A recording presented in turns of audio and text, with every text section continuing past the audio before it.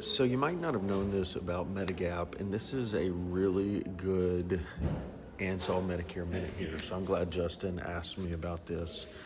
Medicare supplements they can have a pre-existing condition clause. Let's get into what that looks like, what that means, who would qualify, who wouldn't qualify, and probably turn into about a 5-minute video. This is Ansall, your Medicare Minute. Great question, Justin, because a lot of agents aren't familiar with this. They don't really understand how it operates, and it's not seen often. And it's not like some carrier trick or deception.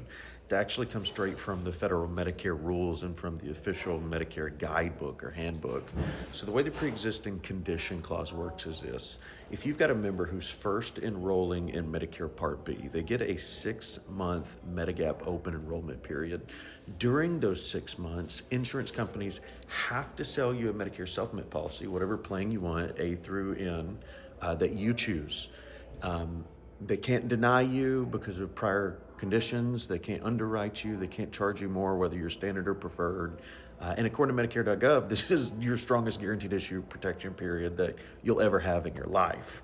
Now, outside of that window, if you are coming onto a Medicare supplement, as long as you've had at least 6 months of prior credible coverage before enrolling, like employer coverage or union coverage or anything of that nature, or another Medigap or MA, they also can't impose a waiting period for pre-existing conditions. And once again, that's straight from CMS's Medigap handbook.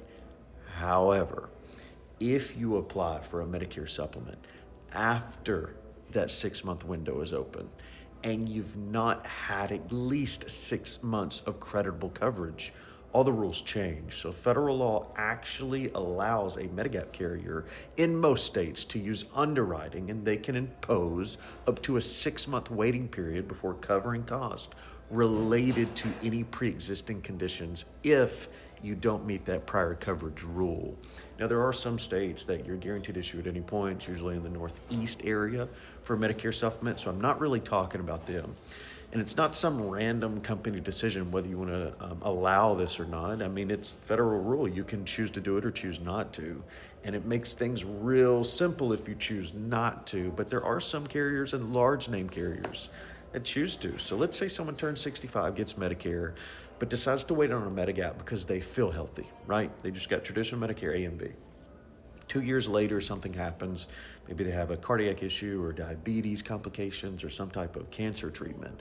And now they decide, hey, I would like a Medicare supplement. At that point, they are outside of their protected enrollment window. So that Medicare supplement carrier then can medically underwrite them. And depending on the situation or what they're underwriting, whether it's lax, more liberal, or pretty extreme, there could be a waiting period before certain conditions are covered, as long as those prior pre-existing conditions have acted up in the past 6 months, or been treated. That's a better way to say it, been treated in the past 6 months. Most people then think Medicare decisions are just about picking the right company, and as long as they underwrite you, you're good to go.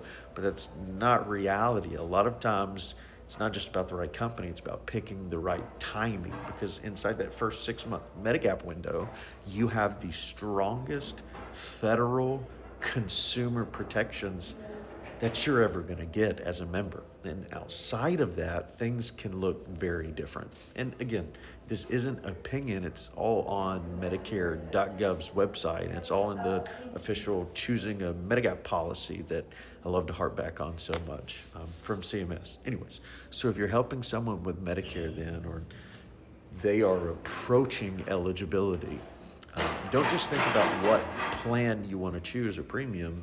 If this is something that is going to spark perhaps a pre-existing condition clause, make sure that member understands the window that they're in.